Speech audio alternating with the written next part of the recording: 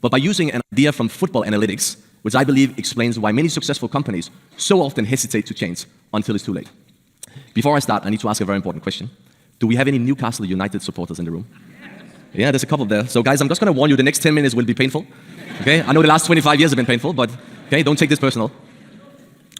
This is the stadium of Newcastle United, St. James's Park. Every other week, 50,000 die-hard supporters flock to the stadium to watch their team play. And instinctively, Newcastle United has all the building blocks to become a really successful football club. They got a billionaire businessman owner. They got a fan base most other clubs would die for. But despite all that, Newcastle is also known as the team that never really fulfilled its potential. But then a little bit more than 5 years ago, in 2012, the fortune seems to change for Newcastle because they sensationally finished 5th in the English Premier League, the strongest league in the world. That was an amazing achievement. All the experts predicted Newcastle to be battling avoid relegation. Now they were 5th. Inside Newcastle, the excitement was bubbling too. The management team was convinced this is the start of a new era in the football club's history. So they decided to reward the head coach and his whole coaching, a historic long, unbreakable 8-year contract. And they really tried to do everything they could to keep the squad together for the following season, because that's how successful organizations are supposed to think, right? The following season, this happened. Newcastle almost relegated. They finished 16th. And no one had a clue what was going on, because they had the same players, they had the same coaching staff, they even played in the same stadiums. I mean, nothing's changed. How could a largely unchanged team go from 5th to 16th in less than 12 months? I'm going to try and answer that question, but first I'm going to give you a little bit of background. Because in football, there's a good old expression. It's frequently used by coaches, players, commentators, experts. It goes like this: the league table never lies.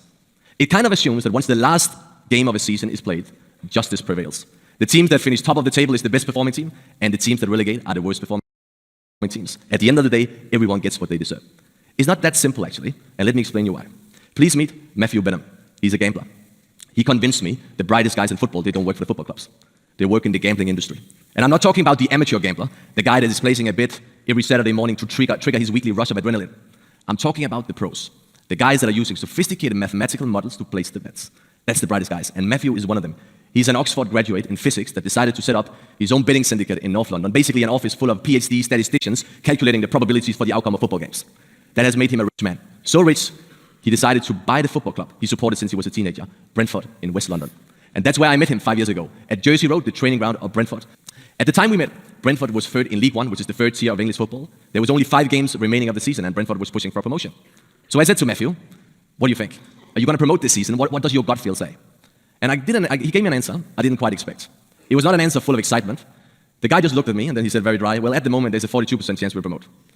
That comment made me realize that I met someone who thought completely different about the game than I ever met before.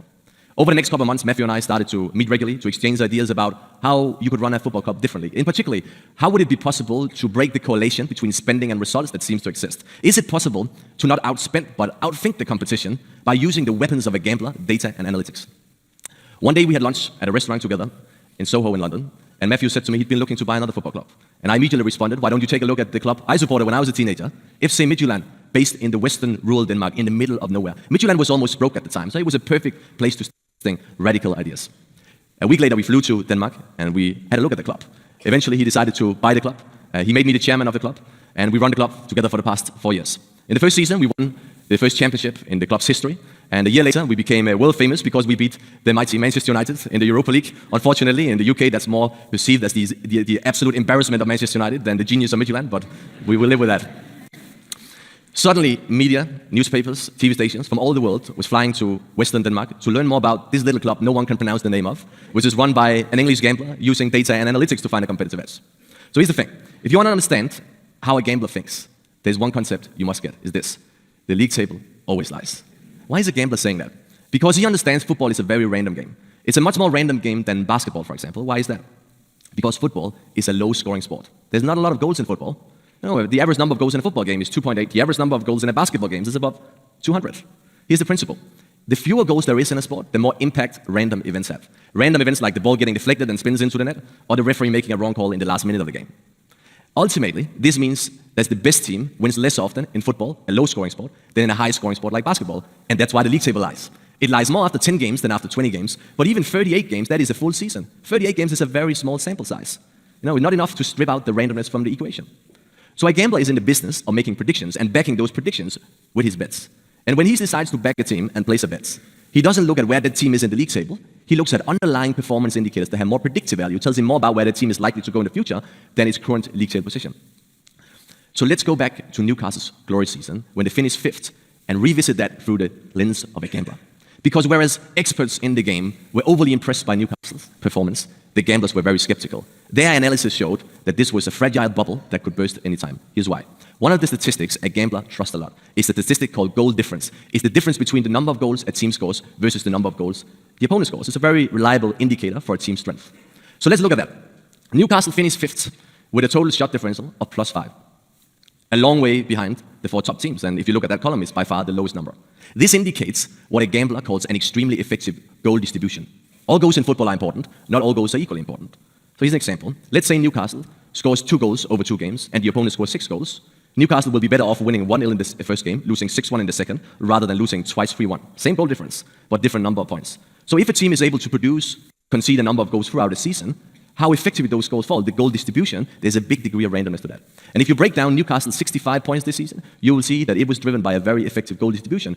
8 wins with 1 goal and 3 major losses with more than 3 goals. It's very unlikely statistically to be able to repeat 65 points with a +5 goal difference. Another statistic a gambler trusts is something called shot differential, the difference between the number of shots a team produces versus the number of shots the opponent produces. It's statistically very well documented in football that the best team over time produce more shots than the worst teams. So let's have a look at that. And as you can see, Newcastle finished 5th with a total shot differential of -1.4. Clearly, they don't belong in this company. This indicates unsustainable high conversion rate. When you have a positive goal difference driven by a negative shot differential, it indicates unsustainable high conversion rates. How many of those shots were converted to goals? And Newcastle had especially one player this season who stood out. His name was Cisse, the top scorer, a key component of their success. He converted 33% of his shots. Ladies and gentlemen, that's a freaky number. Okay? The same season, the best player in the world, Lionel Messi from FC Barcelona, converted 20%. Here's how I would put it. Newcastle's 5th place is the equivalent of a public traded company having a very high share price and a very low customer satisfaction at the same time. You can have that for 1 year, but you can't maintain that over time. Here's a visualization of how a gambler perceived the situation. The black line shows the number of points Newcastle achieved throughout those 2 seasons, when they were 5th and when they were 16th.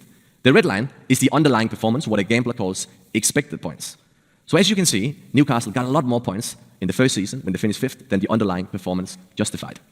Actually, Newcastle performed almost the same way in those 2 seasons. They just got a little lucky. And this reframes the original question. Because why did Newcastle management team not see this downturn coming? Why did they decide to reward the head coach with a historic long, unbreakable contract when the results were clearly unsustainable? I believe that Newcastle was blinded by one of the most common management delusions, what psychologists call outcome bias. The assumption that good results are always the consequence of good decisions and superior performance. Or let's put it in another way, success turns luck into genius. And this is where the message becomes about much more than just football analytics, right? Because when an organization fails, it becomes very natural for us to dig for reasons, to ask the tough questions. Why did we fail? How can we do things better? But when we're successful, we don't ask those questions. We tend to just cruise on. Blinded by outcome bias, we expect results to continue automatically. We don't dig into them and ask, what was actually the underlying reasons for the success? Was it because of the oil price? Was it because of good leadership? Or because of exceptional market conditions? How many companies do you think confuse good leadership with good market conditions? Here's the thing. Successful organizations should think more like a good gambler. Because a good gambler has trained his brain to resist the human tendency to assume that good outcomes always mean that someone acted brilliantly. A good gambler treats success with the same skepticism as he treats failure. And this is what successful organizations should do too if they want to stay relevant. Ask themselves the questions of a gambler. Why were we actually successful? How do we separate luck from skill? Is it possible that our league table sometimes lied to?